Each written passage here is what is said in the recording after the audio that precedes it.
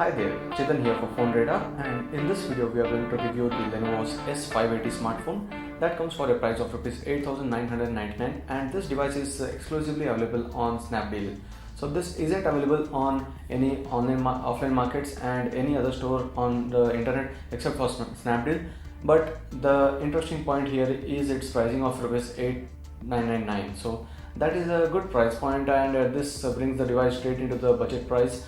And there are a few issues which I am concerned about, and those issues could be the reason why I would recommend the other smartphones such as the Asus Zenfone 5, the Redmi 1S from Xiaomi, and even the iNote 1 series against this, because although this has the decent processor and very good camera, there are a few issues that would be very concerning for most of the users. So one of them is the gaming and the low light camera performance and the shakes in the camera when you are trying to capture any video. So those are something which you will have to keep in mind while purchasing this device, but apart from that, most of it is good. So let's move on with the review. First one is the design aspect. In the design, this is a pretty standard design, and it comes with a 7.8 mm of thickness, so this isn't really thick, but still this isn't the best and the easiest to hold.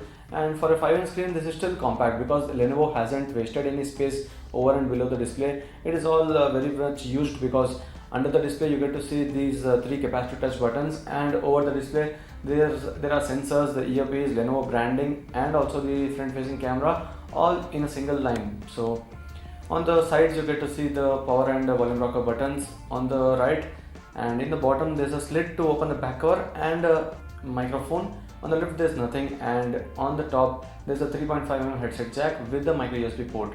And the backside is very attractive to look, because this is something which you had seen on the Samsung Galaxy S2 with a camera that is a bit bumped up, and I never like smartphones with cameras having some bumps, because that is where the impact would fall and cameras could get scratched. So this is a camera with the LED flash. It's a 8 megapixel lens, and the speaker grill is just beside to that. And apart from the Lenovo branding, there's nothing on the back. Once you pull out the back cover, you get to see the 2 SIM card slots. That's one is for the 3G and 2G, while the other one is a GSM 2G SIM card slot, and there's a micro SD card slot for the storage expansion. The battery is removable, which is 2150 mAh capacity. So the back cover is removable. That is well worth a note, because that is important for most of the users who might sometimes see the phone freeze down and they have no other option than to remove the battery and place it back.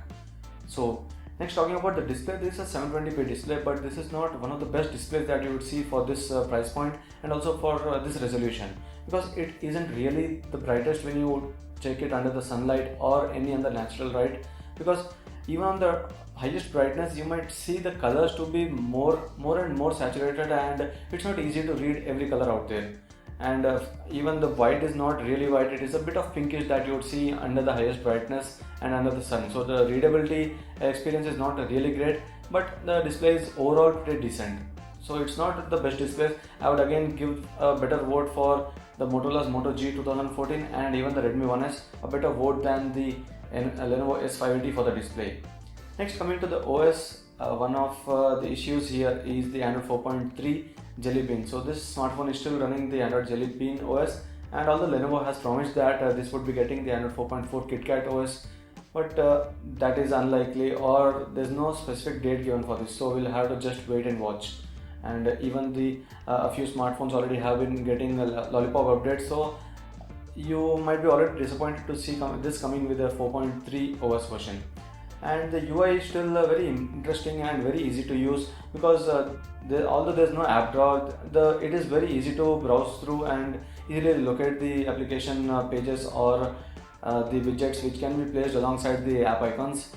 And the pre-installed applications include all the Google Play services and security, sync it, share it, along with the other applications such as a few games that are coming pre-installed, and social applications such as Facebook, Skype and Twitter.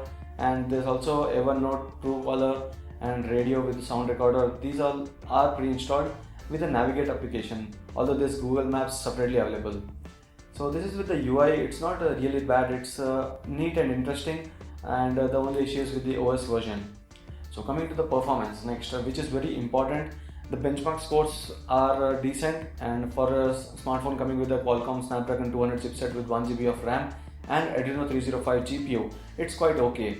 but with the actual performance, the games weren't playing with the best quality or with the best experience. You can check our gaming review, which the link is given here, and you can see that the gaming is not really good, because with Asphalt 8 and such games there were a few lags, and even the frame drops were being seen, and that is where the experience isn't really great. And the speakers located on the back are somewhere you would place your hand or finger to hold the device while playing the game. So that is where again the sound would be a bit of stopped, or it isn't coming out in the best way that you can expect it from. So that is an issue with the gaming. And with multitasking, I can again say that while multitasking, when I was switching through the different applications on the multitasking bar, it wasn't the swiftest. Although there's a section for you to just clean up all the applications and start away right away with the new apps again, it is again slow, and it's not the fastest for a Snapdragon 200 smartphone again, because Moto E was a smartphone which came with the same processor, and it had done a better job in giving the performance, and the blame here could be with the UI, because Moto E had come with a stock Android and it was much better than this. Next is the camera. The camera on the back is an 8 megapixel shooter, which is very decent. The color reproduction is great, and even we tried to capture photos in artificial natural lights and also in the low light. In low light, the issue was more with the focusing rather than with the capture quality, because you can't expect more than what it was giving for an 8 megapixel camera. It still couldn't focus very easily, and I had to give like 3 to 4 times before a perfect focus would come on the object I was trying to focus.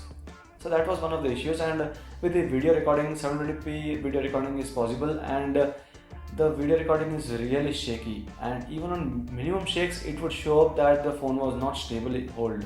So that is something that was not even done with the software aspect. There's no improvement or there's no fix for this, so you can't expect much from the video recording. Still, the photos are coming out pretty good with the rear facing camera, and the front one was very blurry, and that is only good for the Skype calling or for any video calls, because selfies won't really come good on this 2 megapixel camera on the front. Next is the battery life. The battery on the Lenovo S580 was really good, and it was giving a full day's usage very easily, because the standby was very great. Even about 12 hours of standby, it was draining to about 4 to 5%. That's it. When the network was on and the data network was turned on, obviously. And on normal Wi-Fi usage, and even the screen was turned on for a long time, it wasn't draining a lot of battery. So for the battery aspect, 2150 mAh battery was really good, and it would give you easily a full day's usage. So this was the battery aspect. And overall, now talking about the pros and cons. As I said, the pros is with the UI, which is very interesting and neat. The cameras are not really bad except for the video recording, where you can get interested to go with the device, because it's priced at Rs 8,999. So this is a price range where you have a few options, but still there are a few limitations in each device. So this can come right there for you to get interested about. And talking about the cons, the design is good, but in the cons aspect, it can attract fingerprints, and the camera bump is something I don't like, and that is where the scratching can happen. The next con would be with the display, which is not really great, and readability is not very easy. The third con is with the video recording, as I said, and the fourth one is the Android 4.3 Jelly Bean. So KitKat, whether it's coming or not, that is still a question, so we'll have to wait and watch for that. So this was all about the review of the Lenovo S580. Do check out the channel PhoneRadar for more videos and the review of the upcoming devices. So subscribe to the channel and check out for more. Thank you.